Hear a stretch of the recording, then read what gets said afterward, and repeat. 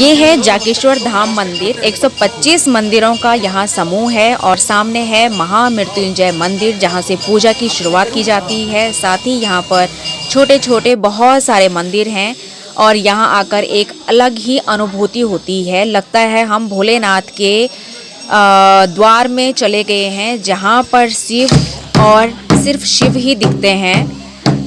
जागेश्वर धाम भगवान शिव के 12 ज्योतिर्लिंगों में से एक है और जागेश्वर को उत्तराखंड का 5वां धाम भी कहा जाता है। सामने आप देख रहे हैं इसका मुख्य मंदिर है। आजकल ठंड का मौसम है तो यहाँ पे आग की भी प्रॉपर व्यवस्था है। साथ ही यहाँ पर चढ़ावे का सामान रखा हुआ है। मुख्य मंदिर से कुछ ही दूरी पर है कुबेर मंदिर और कुबेर मंदिर की दिवाली और धनतेरस पर विशेष पूजा अर्चना की जाती है। यहाँ पर श्रद्धालुओं की अपार भीड़ होती है। हेलो एवरीवन, आई होप आप सब अच्छे होंगे। आज हम हैं जागेश्वर धाम मंदिर में जो कि अल्मोड़ा से 35 किलोमीटर की दूरी पर स्थित है और जागेश्वर धाम से आप सबका स्वागत है मेरे ब्लॉग में। जब हम अल्मोड़ा से जागेश्वर धाम की ओर जाते हैं तो जागेश्वर धाम से कुछ किलोमीटर पहले से ही ये मंदिर दिखने शुरू हो जाते हैं और इन मंदिरों को देखकर ऐसा लगता है कि रुक जाएं और यहाँ बैठ के इनको ही निहारते रहें, क्योंकि जब आप जागेश्वर धाम में प्रवेश करते हैं तो उससे पहले आपको रोड के नीचे की साइड और सामने जंगल की साइड छोटे छोटे इस टाइप के मंदिर दिखाई देते हैं। इस मंदिर का निर्माण 9वीं और 10वीं शताब्दी में किया गया। कहा जाता है कि यहाँ पर 14 छोटे बड़े टोटल मंदिर हैं। उत्तर भारत में गुप्त साम्राज्य के दौरान हिमालय की पहाड़ियों के कुमाऊं क्षेत्र में कत्यूरी राजा थे और मंदिरों का निर्माण भी उसी काल में हुआ। इसी कारण मंदिरों में गुप्त साम्राज्य की झलक दिखाई पड़ती है। भारतीय पुरातत्व सर्वेक्षण विभाग के अनुसार इन मंदिरों का निर्माण की अवधि को 3 कालों में बांटा गया है: कत्यूरी काल, उत्तर कत्यूरी काल और चंद्रकाल।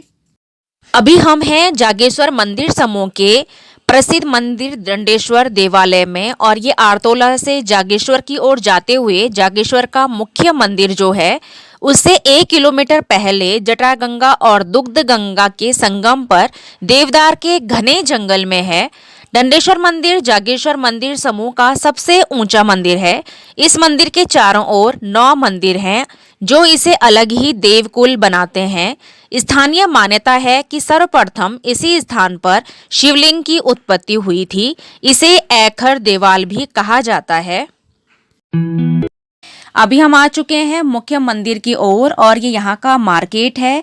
यहाँ बाहर की साइड जब आप देखते हैं तो यहाँ पर बहुत अधिक मात्रा में पूजा का सामान मिलता है, जहाँ से आप चढ़ावे के लिए यहाँ से सामान ले सकते हैं। साथ ही जब आप दर्शन करके बाहर आते हैं तो आप अपने घर के लिए, अपने दोस्तों के लिए यहाँ से गिफ्ट के तौर पर चीज़ें ले सकते हैं।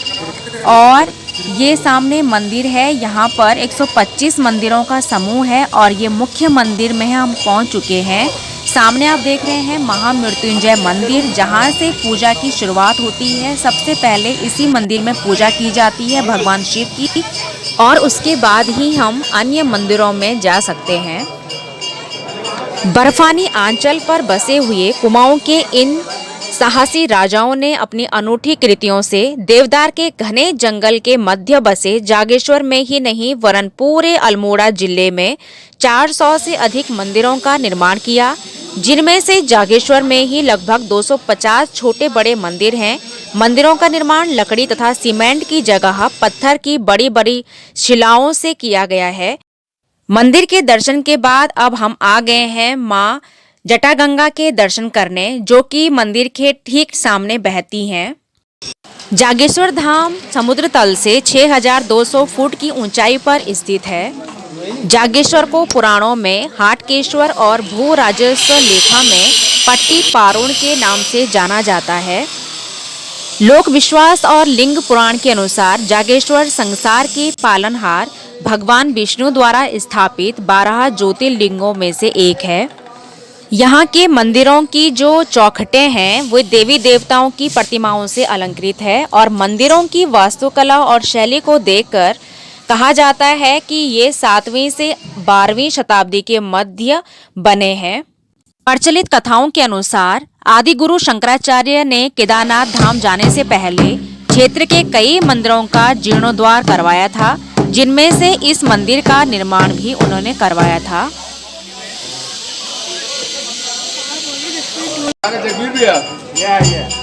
नमः पार्वती पते हर हर महादेव। जागेश्वर धाम में मुख्य तौर पर भगवान शिव, विष्णु और देवी शक्ति और सूर्य देवता की पूजा की जाती है। ये मंदिर सुबह 4 बजे खुल जाता है और यहाँ पर दिन भर 3 विशेष प्रकार की आरतियाँ होती हैं और शिवरात्रि पर 4 आरतियाँ होती हैं। एक महा आरती का आयोजन भी यहाँ पर होता है। पुराणों के अनुसार शिवजी तथा सप्त ऋषियों ने यहाँ आकर तपस्या की थी। कहा जाता है कि प्राचीन समय में जागेश्वर मंदिर में मांगी गई मन्नतें स्वीकार हो जाती थी, जिसका भारी दुरुपयोग हो रहा था। 8वीं सदी में यहाँ आदि गुरु शंकराचार्य आए और उन्होंने महामृत्युंजय में स्थापित शिवलिंग को कीलित करके इस दुरुपयोग को रोकने की व्यवस्था की। शंकराचार्य जी द्वारा कीलित किए जाने के बाद से अब यहाँ दूसरे के लिए बुरी कामना करने वालों की मनोकामनाएं पूरी नहीं होती हैं। केवल यज्ञ एवं अनुष्ठान से ही मंगलकारी मनोकामनाएं पूरी हो सकती हैं। सनातन धर्म के लिंग पुराण, स्कंद पुराण और शिव पुराण में इस मंदिर का उल्लेख मिलता है। जागेश्वर धाम मंदिर के बारे में मान्यता है कि भगवान शिव के लिंग स्वरूप की पूजा यहाँ होती है और दिसंबर से फरवरी के बीच यहाँ बहुत अधिक मात्रा में बर्फबारी होती है, जिसका टूरिस्ट यहाँ पर आके खूब लुत्फ उठाते हैं। इसके अलावा मंदिर के ठीक बाहर कुछ इस तरह से यहाँ पर पूजा की टोकरियाँ सजी हुई होती हैं।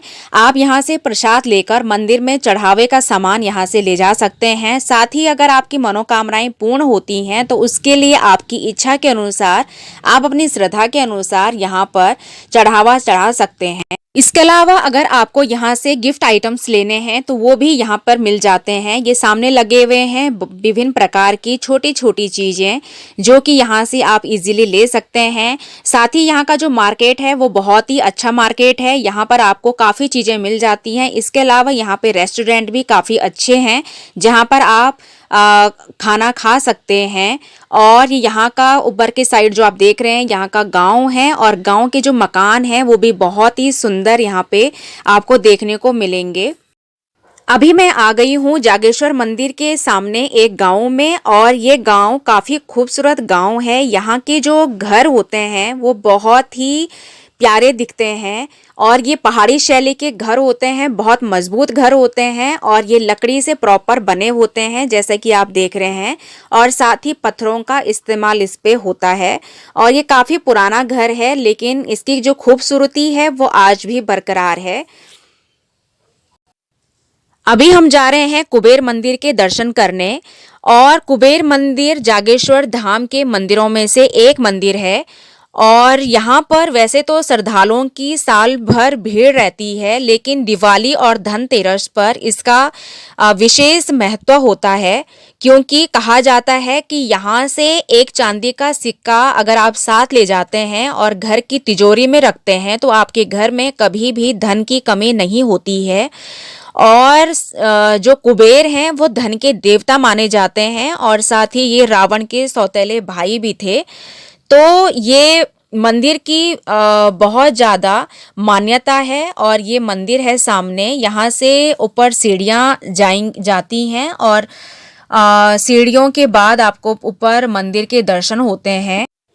आज के मेरे ब्लॉग में बस इतना ही। अगर आपको ये ब्लॉग पसंद आए तो प्लीज़ लाइक, शेयर और सब्सक्राइब कीजिएगा। साथ ही शेयर कीजिएगा उन लोगों के साथ जो जागेश्वर धाम आना चाहते हैं और यहाँ पर मंदिरों के दर्शन करना चाहते हैं।